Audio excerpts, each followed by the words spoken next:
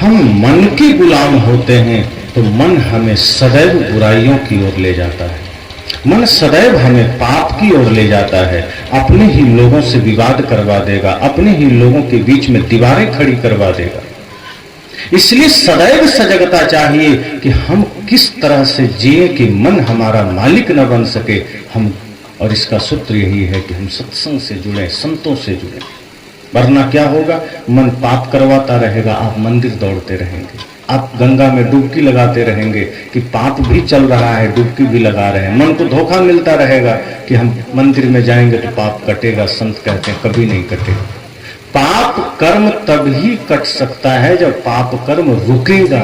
अगर एक तरफ पाप कर्म भी हम कर रहे हैं और दूसरी तरफ गंगा स्नान भी कर रहे हैं, कभी नहीं रुकेगा। अगर आपने भाई का दिल दुखाया, आपने माता पिता की अवज्ञा की है, उनको दुख दिया, तो कभी भी पाप नहीं मिट सकता है, चाहे आप कितने भगवान की पूजा करें। इसलिए सदैव यह चेष्टा करें कि अगर जीवन में हमें सुख चाहिए तो सबसे पहले अपने एक एक बुरी आदतों को छोड़ देना है और हमें इंसान बनकर जीना है। आज तमाम तरह के हम शरीर में आभूषण पहन लेते हैं। वो आभूषण कुछ समय के लिए आपके लिए ठीक है, लगता होगा सुंदरता का कारण है। असली सुंदरता आभूषण से नहीं है। असली सुंदरता है जब आप प्रेम का आभूषण धारण करेंगे। जो व्यक्ति प्रेम धारण किया है, जो व्यक्ति मीठा वचन धारण किया है, जो व्यक्ति सत्य, अहिंसा, करुणा को धारण किया है, उसकी सुंदरता कभी खत्म नहीं होती। ब्यूटी पार्लर में लोग जाते हैं, माताएं पुरुष भी जाते हैं, वहां से आधे एक घंटे में ऐसा चेंज होकर आते हैं कि वो सुंदरता लगता है कोई दूसरा ही आदमी है, लेकिन कितनी देर के लिए, 2 घंटे 3 घंटे, उसके बाद वो वहीं खत्म हो जाती है, फिर उसकी कोई वैलिडिटी नहीं रहती। अगर गलती से चेहरा पर पानी पड़ गया, वो सुंदरता वहीं धुल जाएगी। लेकिन सदगुरु कहते हैं अगर आपने अपने जीवन में प्रेम, सत्य, अहिंसा, करुणा, सेवा, भक्ति को धारण कर लिया, प्रेम को धारण कर लिया, वो सुंदरता कभी मिटेगी ही नहीं। माता शबरी हजारों वर्ष हो गए, उनकी भक्ति की सुंदरता आज भी है। मीराबाई को सैकड़ों वर्ष हो गए, उनकी भक्ति और प्रेम की सुंदरता आज भी है। भगत सिंह, चंद्रशेखर आजाद, नेताजी सुभाष चंद्र बोस, वीर महाराणा प्रताप, वीर शिवाजी जैसे महान योद्धाओं ने, भारत के महान सपूतों ने अपने जीवन में देशभक्ति का सौंदर्य धारण किया, वो आज भी है, वो कोई छीन नहीं सकता। हजारों वर्ष बीत जाएंगे, भगत सिंह कुरूप नहीं हो सकते हैं, उनका नाम कोई भूल नहीं सकता है। बड़े बड़े धनपति देश में हैं, 100 साल बाद सबको भुला देंगे, लेकिन कभी भी खुदीराम बोस को हम भूल नहीं सकते हैं। हम कभी भी उधम सिंह को भूल नहीं सकते हैं। क्यों? इन्होंने अपने देश के लिए अपना स्वार्थ भी हटा दिया। संसार उनको याद कर रहा है क्योंकि उन्होंने अपने जीवन में सिर्फ राष्ट्र सेवा को जगह दी, जगत सेवा को जगह दी कि देश के लिए स्वयं को शहीद कर दिया। संत कहते हैं आप भी अगर सुखी होना चाहते हैं तो ये सोचिए कि हमारे जीवन में क्या है, किस मार्ग को हमने चुना है। अगर हमने हिंसा का मार्ग चुना है, अगर हमने नफरत का मार्ग चुना है, अगर हमने ईर्ष्या द्वेष का मार्ग चुना है, अगर हमने समस्त बुराइयों का मार्ग चुना है, नशा दुर्व्यसन का मार्ग चुना है, तो आप कुछ भी कर लीजिए, सुखी नहीं हो सकते। और अगर आपने प्रेम का मार्ग चुना है तो दुनिया कुछ भी कर ले आपको दुखी नहीं कर सकती है। दोनों बातें। अगर आपने प्रेम का मार्ग चुना है तो दुनिया आपको दुखी नहीं कर सकती, और अगर आपने हिंसा का मार्ग चुना है तो स्वयं भगवान भी आपको सुखी नहीं कर सकते। इसीलिए इस धरती पर अमर होना है, सूत्र यही है। सुखी होना है, सूत्र यही है। मन को निर्मल कर लीजिए, जीवन को पवित्र बना लीजिए। ये सोचिए कि जैसे मैं सबसे सुख चाहता हूं, वैसे ही मैं भी दूसरों को सुख दूं। अगर मैं दूसरे से ईमानदारी चाहता हूं, मैं भी दूसरे को ईमानदारी दूं। मैं दूसरे से प्रेम चाहता हूं, मैं भी दूसरे को प्रेम दूं। अगर आप चाहें कि सब मुझसे प्रेम करें, और आप दूसरे को नफरत देंगे तो सुख नहीं आएगा। फिर कदम कदम पर दुखी होंगे, पीड़ित होंगे, और बाहर की भौतिक उपलब्धि सिर्फ आपको सुख नहीं दे सकती। कोई सोचेगा कि अरे छोड़ो, बहुत पैसा आएगा, डनलप पर गद्दा रहेगा, रेशमी वस्त्र रहेंगे, अपना फ्लैट रहेगा, बढ़िया महंगी गाड़ियां रहेगी, सोने चांदी रहेंगे, ब्रांडेड सब कुछ रहेगा, सुखी हो जाएंगे। लेकिन ध्यान देना, बाहर की सारी उपलब्धि पाने वाले लोग भी समय समय पर आत्महत्या कर लेते हैं। किस लिए? अगर सब कुछ आ ही गया तो मरते क्यों हैं? क्योंकि सुख नहीं है, शांति नहीं है। सुविधाएं मिल जाएगी, शांति नहीं मिलेगी। शांति, अगर शांति मिल जाती धन में तो सिद्धार्थ को गृह त्याग न करना पड़ता। सिद्धार्थ ने राजा का पुत्र होते हुए भी धन वैभव त्याग दिया, क्योंकि देख लिए कि इस धन के पीछे छिपा हुआ जो दुख है वो मुझे कभी सुखी नहीं होने देगा। ये वैभव के पीछे छिपा हुआ दुख को उन्होंने पहचान लिया। मीराबाई को महल का त्याग ना करना पड़ता। बड़े बड़े ऋषि मुनि जो राजा के पुत्र हुए, उन्होंने धन को लात मारी। क्यों? वो जानते थे ये शरीर की सुविधाओं के लिए है, ये आत्मा को शांति नहीं दे सकते। आज हमें लगता है कि धन पूरा हो जाएगा, हम सुखी हो जाएंगे। एक चीज हमेशा ध्यान रखिए, धन आपके शरीर की व्यवस्था के लिए, इससे ज्यादा उसका कोई रोल नहीं है। मन की शांति धन से नहीं आती। अगर मन की शांति धन से आती तो माता सबरी तो सबसे ज्यादा दुखी रहती, क्योंकि वो तो टूटी हुई झोपड़ी में थी, फटी हुई साड़ी में थी। और सबसे ज्यादा सुखी रावण को होना चाहिए था, क्योंकि वो तो सोने की लंका में थे। आज किसी के पास एक सोने की अंगूठी भी हो तो उस आदमी को जनवरी में भी गर्मी आ जाता है शरीर में कि हमारे पास सोना है। अब जिसके 5 उंगलियों में सोना हो, गले में भी सोना हो, फिर सोचो वो तो जैकेट भी उतार के चलेगा कि देख रहे हो। और रावण पूरा शहर ही सोने का था, सोचो कितनी गर्मी होगी उसके पास। लेकिन सुख था क्या उसके पास? भय था, अवसाद था, चिंता थी। लेकिन माता सबरी झोपड़ी में थी, परमानंद में थी। इसका मतलब सुख का संबंध धन से तो बिल्कुल नहीं है। ये जान लीजिए कि आप ये सोचते हैं कि धन आ जाएगा तो सुखी हो जाएंगे, नहीं, धन आएगा तो व्यवस्था बढ़ जाएगी। इसलिए ये भी नहीं कहना है, संत ये नहीं कहते कि धन है तो छोड़ दो, वो कहते हैं व्यवस्था के लिए। धन है तो देखो ये पंडाल लगा है, धन है तो साउंड लगे हैं, धन है तो खाना मिल रहा है। लेकिन बस इतना ही संत कहते हैं कि धन का जो उपयोग है उतना स्थान देना उसको। धन सिर्फ शरीर की व्यवस्था के लिए है, उसको आत्मा तक मत जाने देना, वरना वो आत्मा को भी नरक में लेकर डुबा देगा। धन का काम सिर्फ शरीर को व्यवस्था देना है, तो धन का वही महत्व देना। जैसे आप 10,000 का जूता खरीद लें तो क्या करेंगे? सिर पर लेके घूमेंगे? कौन आदमी है जो कहेगा नहीं बड़ा महंगा जूता है, 50,000 का लिया है, इसको पैर में कैसे पहने, घिस जाएगा। अरे वो लिया ही है पैर की रक्षा के लिए, चाहे वो 1 लाख का क्यों ना हो। आप उसे सिर में बांध के नहीं घूम सकते। अगर जूता सिर पर रख लिए तो लोग कहेगा पागल हो गया ये आदमी। और टोपी और पगड़ी कोई पैर में बांध के घूमे तब? ये पगड़ी मात्र 100 रुपए का है, हम इसको पैर में बांध ले तो आदमी कहेगा पागल हो गया। ये 100 रुपए की पगड़ी भी सिर पर रहने लायक है, क्योंकि ये सिर के लिए है। और लाख रुपए का जूता भी पैर में रहने लायक है, क्योंकि वो पैर के लिए है। सदगुरु कहते हैं ये धन, ये वैभव आपके शरीर के लिए है, इसको आत्मा तक मत जाने देना, वरना आप दुखी रहेंगे। आपके दुख को कोई दूर नहीं कर सकता। तो धन को नकारा नहीं है, धन को त्यागना नहीं है, धन का सिर्फ उपयोग जान लेना है कि ये शरीर की व्यवस्था के लिए है, इस शरीर के भोजन के लिए है, ये समाज की व्यवस्था के लिए है। लेकिन मन अगर दुखी है तो वहां ये धन काम नहीं आएगा, वहां धर्म काम आएगा, वहां त्याग काम आएगा, वहां सत्संग काम आएगा।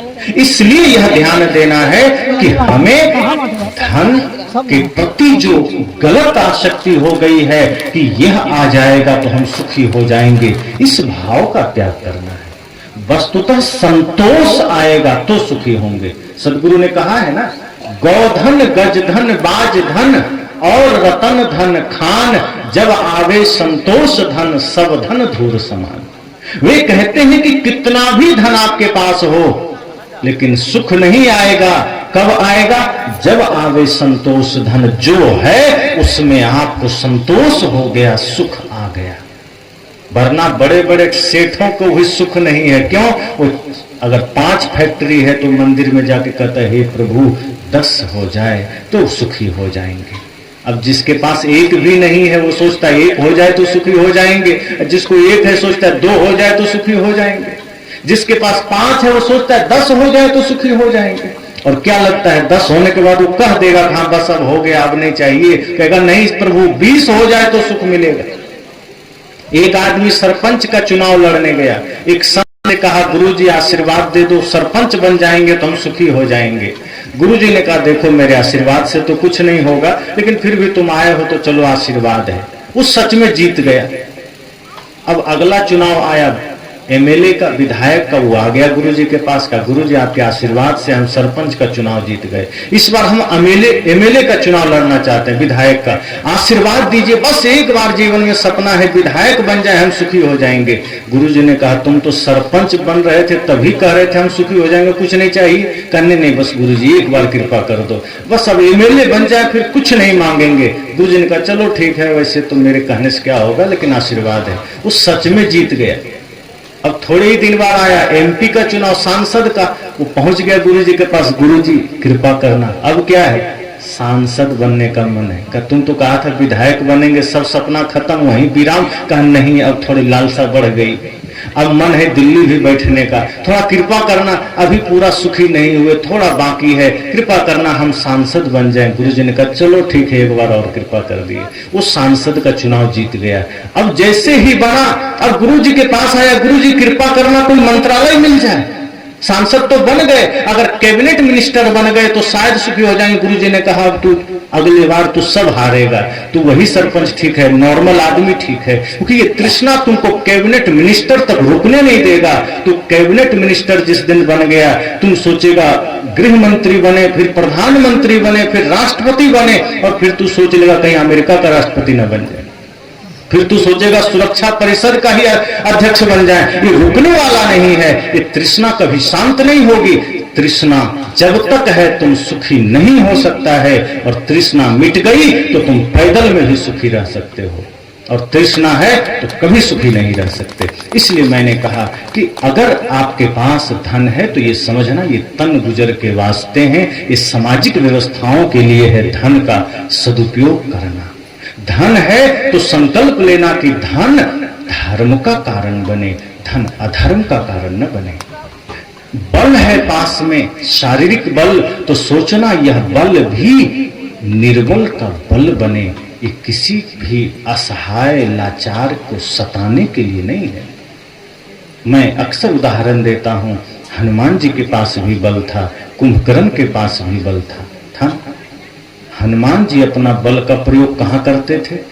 निर्बल को सहारा देने में, दुष्टों के नाश में। अब कुंभकर्ण लाचार को सताने में, आम आदमी को प्रताड़ित करने में। तो कुंभकर्ण का बल अधर्म का कारण बन गया, हनुमान जी का बल धर्म का कारण बन गया। इसलिए वो पूजा नहीं गया लेकिन हनुमान जी पूजे गए। इसलिए सदैव ध्यान देना, ये धन, ये बल, ये आपका धर्म के लिए है, ये अधर्म के लिए नहीं। अगर धन है सोचना ये धर्म के लिए है। एक दिन ऐसे भी लुट जाना है, छूट जाना है, तो धन का सदुपयोग करिए। अगर धन का सदुपयोग नहीं करेंगे तो ये धन आपको शराबी बना देगा, ये धन आपको जुआरी बना देगा, ये धन आपको हिंसकी बना देगा। लेकिन धन का अगर आपने सदुपयोग किया, यही धन आपको धर्मात्मा बना देगा। अगर बल का आपने सदुपयोग किया, यही बल आपको पुण्यात्मा बना देगा। इसलिए मैंने कहा दुख कोई दूसरा नहीं देता, हम अपने ही कर्मों से सुख दुख पाते हैं। अगर हमने ठान लिया, संकल्प ले लिया, तो इस धरती पर कोई हमें दुखी नहीं कर सकता। उसका मार्ग यही है कि मन को निर्मल कर लीजिए, पवित्र कर लीजिए। समस्त सृष्टि में सबके प्रति यह सोचिए कि सबके भीतर तो भगवान बैठा है, किससे ईर्ष्या करूं। सदगुरु कबीर ने कहा है, हृदय बसेते ही राम न जाना। सबके हृदय में राम है, मैं किससे बैर करूं। सबके हृदय में परमात्मा बैठा है, किससे नफरत करूं। और कृष्ण तो कहते हैं ईश्वर सर्वभूतानां हृदय से अर्जुन तिष्ठति। कृष्ण भी वही बात कहते हैं कि सबके हृदय में ईश्वर बैठा है, फिर किससे बैर करना। और तुलसीदास जी भी कहते हैं प्रकृति पार प्रभु सबूर वासी। और तुलसीदास जी तो और भी कहते हैं, कहत सकल घट राम मैं तो खोजत कही काज, तुलसी यह कुमति सुन उर आवत अतिलाज। घट में है सूझे नहीं लानत ऐसो जिंद, तुलसी या संसार को भयो मोतिया बिंद। तुलसीदास भी कहते हैं कि घट में सबके राम है, दिखता नहीं, आदमी से नफरत कर रहे। इंसान से नफरत करते हो, भगवान को क्या तुम पाओगे। कहते इंसान से नफरत करते हो, भगवान को कैसे पाओगे। इंसान से बैर करते हो, भगवान को कैसे पाओगे। इंसान से प्रेम करो, और जब इंसान से प्रेम करेंगे, माता पिता गुरु में श्रद्धा रखेंगे, अपने भारत देश अपने राष्ट्र के प्रति श्रद्धा सम्मान और सेवा का भाव होगा, तो समझना आपने जीवन को पूरा कर लिया। और जो व्यक्ति धर्म के मार्ग पर चलेगा वो परिवार में भी प्रेम से रहेगा। आज हमारे समाज में लोग राम जी की पूजा करते हैं, रामायण भी पढ़ते हैं। अधिकांश लोग रामायण की कहानी जानते होंगे, सब जानते हैं। रामायण से शिक्षा कितने लोग लिए। राम जी ने अपने भाई भरत के लिए पूरी गद्दी छोड़ दी, चुपचाप जंगल चले गए। आज 1 इंच के लिए अपने ही भाई को न्यायालय तक घसीट देते हैं हम। और कोई पूछता है तुम राम जी को मानते हो, तुरंत कहता है मैं पूरा राम जी का भक्त हूं। तो राम जी का भक्त है तो अपने ही भाई को जमीन के लिए कोर्ट तक कैसे घसीट दिया। तो राम जी का भक्त हुए कि रावण के भक्त हुए। क्योंकि भाई को लात मारना, भाई से बैर करना है तो रावण का काम था, राम जी का नहीं था। राम जी तो प्रेम रखते थे, भरत जी प्रेम रखते थे। अगर आप बड़े भाई हैं तो राम बनकर जिए, छोटे भाई हैं तो लक्ष्मण भरत शत्रुघ्न बनकर जिए। और जिस व्यक्ति को अपने भाइयों में परम परमात्मा का दर्शन होता है वो कभी किसी को दुख नहीं दे सकता। जो अपने ही घर में सब में परमात्मा को देखता है वो कभी किसी को पीड़ा नहीं दे सकता। आप वो घटना याद करिए कि कितना प्रेम है भरत में और राम में, कि दुनिया ने पूछा राम जी से कि हे प्रभु, संसार आपको भजती है, नाम जपती है, राम राम राम राम करती है दुनिया, ऐसा कोई है जिसे राम जी भजते हैं? राम जी किसका भजन करते हैं? अधिकांश लोग कहेंगे शिव जी का, लेकिन राम जी ऐसा बोले हैं? राम जी से जब लोगों ने कहा कि हे प्रभु आपको दुनिया भजती है, आप किसको भजते हैं, किसको जपते हैं, किसका नाम जपते हैं, तो राम जी ने क्या कहा? भरत सरिस को राम सनेही, जग जप राम राम जप जेही। उन्होंने कहा भरत से प्यारा मुझे कौन होगा, दुनिया मुझे भजती है, मैं अपने प्यारे भाई भरत को जपता हूं, भजता हूं। सोचिए कितना प्रेम रहा होगा। और हम उनकी पूजा करके अपने ही भाई से झगड़ा किए, साथ बैठ के खाने को राजी नहीं। आज हमारा घर होटल बन गया। आप सब होटल जाते हैं, वहां परोसने वाले भी खड़ा है, तैयार है, आप गए बैठे खाए निकल लिए, सामने कौन खा रहा है कोई लेना देना नहीं, आप खाए आप निकल लिए, दूसरा आया वो खाया निकल लिया। घर में यही तो हो रहा है। बड़ा भाई आया, भोजन आ गया सामने, खाया निकल लिया, छोटा भाई आया वो भी खाया निकल लिया, वो अलग बैठा है, बड़ा अलग बैठा है, कोई लेना देना नहीं, घर घर नहीं होटल हो गए। फिर राम जी की पूजा से क्या अर्थ? फिर दुख क्यों नहीं रहेगा, पीड़ा क्यों नहीं रहेगी, परिवार में समस्याएं क्यों नहीं रहेगी?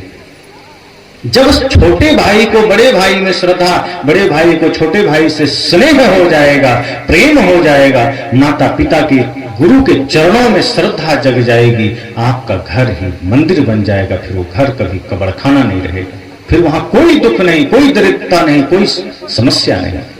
जब लंका से लौटते हैं राम जी और लक्ष्मण जी, तो राम जी ने सर्वप्रथम माता कैकेयी के चरण छुए।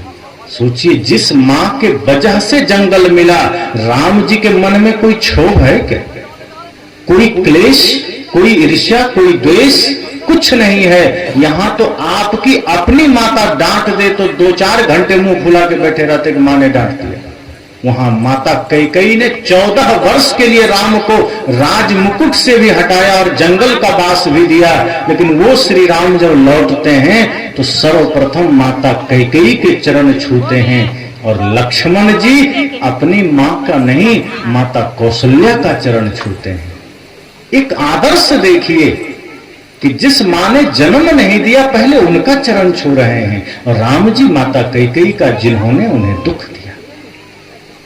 और जब माता कौशल्या ने पूछा लक्ष्मण जी से कि मेरे पुत्र, जब मेघनाद का शक्तिवान तुमको लगा तो कहां लगा, तो लक्ष्मण जी ने इशारा किया कि इधर कमर में लगा, पेट में। तो माता कौशल्या ने कहा कि बहुत पीड़ा हुई होगी, बहुत कष्ट हुआ होगा, बहुत दर्द हुआ होगा ना। तो लक्ष्मण जी ने कहा ये मुझे नहीं पता, क्योंकि जब लगा तो मैं बेहोश हो गया, इसलिए मुझे कुछ भी नहीं पता।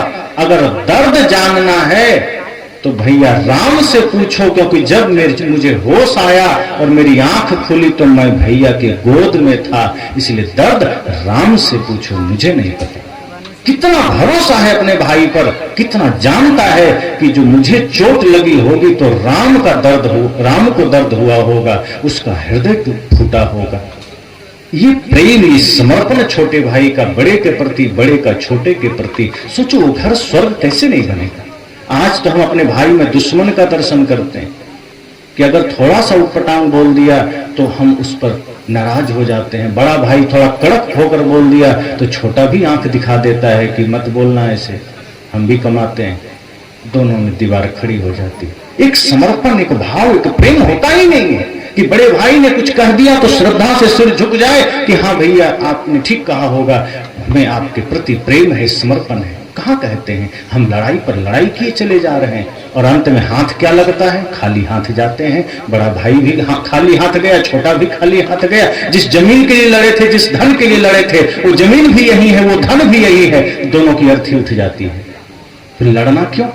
इसलिए मैंने कहा दुख आप खरीदते हैं, कोई देता नहीं है। आप अपने कर्मों से दुख खरीदते हैं, आप अपने गलत नियति से, गलत नियत से बल्कि दुखों को आकलन करते हैं, लाल कालीन बिछा करके कि आ जाओ मेरे पास। फिर दुखी क्यों नहीं होंगे?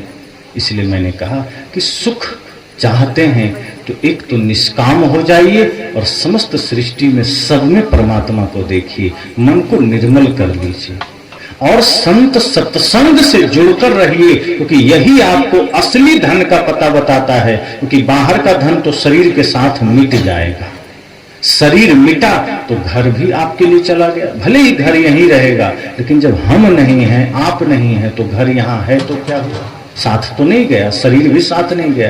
तो जब आदमी ही चला गया तो सोचो उसके लिए दुनिया चली गई, लेकिन जो आपने अच्छा या बुरा कर्म किया वो तो साथ गया। तो जब साथ में कमाई अब की जानी है कर्म की ही, जो आप कर्म करते हैं वही साथ जाना है, तो वही हम ठीक से क्यों नहीं कर लेते? हम वही कमाई ठीक से नहीं करते, पाप ही पाप कमाए चले जा रहे हैं। पाप की कमाई ज्यादा हो गई, भवसागर में वो गट्ठर लेके डूब गए नरक में। और जब अच्छी कमाई ज्यादा होगी, बल्कि अच्छी ही कमाई जीवन में होगी, सच्ची कमाई होगी, तो फिर हम यहां भी सुखी रहेंगे, इस जन्म में भी सुखी रहेंगे, आगे भी जहां होंगे सुखी रहेंगे। तो आज सुखी होना है, आगे सुखी होना है, एकमात्र रास्ता है धर्म, एकमात्र रास्ता है सत्संग, गुरु की भक्ति। जितना हो उसमें लग जाइए और काम भी करते रहिए। संत थोड़े कहते हैं ऑफिस न जाओ, खेती ना करो, धन ना कमाओ। साहब तो कहते कमाइए और धन कमाइए और धनपति बनिए, बढ़िया गाड़ी में घूमिए, लेकिन आसक्ति मत करिए। बस संत इतना कहते हैं कि धन का सदुपयोग करिए, उसका दुरुपयोग मत करिए। 10 मंजिला घर बना लीजिए, कोई हर्ज नहीं, लेकिन उस धन में अटक मत जाइए कि यही सब कुछ है, वरना संकट आ जाएगा। धन आए, अपने लिए भी बढ़िया सदुपयोग करिए, समाज की सेवा में भी लगाइए, राष्ट्र की सेवा में भी लगाइए। फिर मैंने कहा ना, वही धन धर्म का कारण भी बन जाएगा, वही धन आपको धर्म तक भी पहुंचा देगा। लेकिन अगर हमने बाहर ही सब कुछ मान लिया तो धन अधर्म का कारण बनेगा, आपका जीवन अधर्म के मार्ग पर जाएगा, तो चारों तरफ दुख की जंजीरें खड़ी होगी। फिर जीते जी भी दुखी रहेंगे, मरने के बाद भी दुखी रहेंगे। तो जीते जी भी सुखी होना है, आगे भी सुख पाना है, तो संत सदगुरु का चरण संत सदगुरु की संगति, धर्म की संगति अनिवार्य है। यही इस समय में एकमात्र रास्ता है। तो बहुत बहुत शुभकामनाएं आप सभी को जो बातों को ध्यान से सुना। महत्व इस बात का नहीं कि आपने कितना सुना, जैसे महत्व इस बात का नहीं कि आदमी कितना खाया, महत्व इस बात का है कि आदमी कितना पचाया। अगर कोई आदमी एक रोटी खाए और पचा ना पाए तो डॉक्टर कहता है जूस पीना। और कुछ ऐसे भी लोग हैं जो खूब मेहनती हैं, काम करते हैं, पहलवानी करते हैं, 50-50 रोटियां हजम कर जाते हैं, कोई दिक्कत नहीं। संत कहते हैं आप कितना सुने ये महत्वपूर्ण नहीं है, कितना जीवन में उतरा, कितना आपने अपने संस्कारों में उतारा, अपने आचरण में उतारा, वही सत्संग महत्वपूर्ण है। तो कितना सुना ये महत्वपूर्ण नहीं, कितना आप अपने जीवन में उतारेंगे, कितना उस पर आप चलेंगे, यही महत्वपूर्ण होगा। अगर एक घड़ी का भी सत्संग आपके जीवन में उतर जाए तो समझना वो सत्संग आपके लिए वरदान बन गया। जैसे अंगुलीमाल और बुद्ध की भेंट थोड़ी देर के लिए हुई, लेकिन उतने में अंगुलीमाल बदल गया। रत्नाकर और सप्तऋषियों की भेंट भी थोड़ी देर के लिए हुई, लेकिन रत्नाकर बदल गया। ऐसे हम लोगों के जीवन में भी छोटे छोटे अंगुलीमाल बहुत मिले जो बदल जाते हैं। यहाँ भी अगर हमें लगता है कि हमारे अंदर एक भी बुराई है तो समझना कि छोटे से छोटे अंगुलीमाल हम सब भी हैं, छोटा से छोटा रत्नाकर हम सब भी हैं। और जब गुरु संत की वाणी हमारे जीवन में आएगी तो हम भी पवित्र हो सकते हैं, पावन हो सकते हैं। तो हम सब भी पवित्रता की ओर चलें, संस्कारों की ओर चलें, जो हमारा असली धन है। असली धन ही साथ जाएगा और जो नकली धन है उस शरीर तक रह जाएगा। तो शरीर के साथ वाला जो धन है उसका उतना ही स्थान दीजिए। मैंने कहा था जूते का स्थान पैर में, धन का स्थान शरीर के लिए। और धर्म को सदैव शीश पर धारण करिए ताकि शीश पर कलयुग ना बैठ जाए, पाप ना बैठ जाए। अगर सिर पर पाप बैठ गया तो आपसे सारा गलत काम करवा लेगा और मन उसका मालिक बन जाएगा। इसलिए सिर पर सदैव धर्म को धारण करिए, ज्ञान को धारण करिए, गुरु की आज्ञा, गुरु की भक्ति को धारण करिए। तब क्या होगा, संसार में कभी कोई भूल हो ही नहीं सकती है। बहुत बहुत शुभकामनाएं और इसी के साथ वाणी को विराम।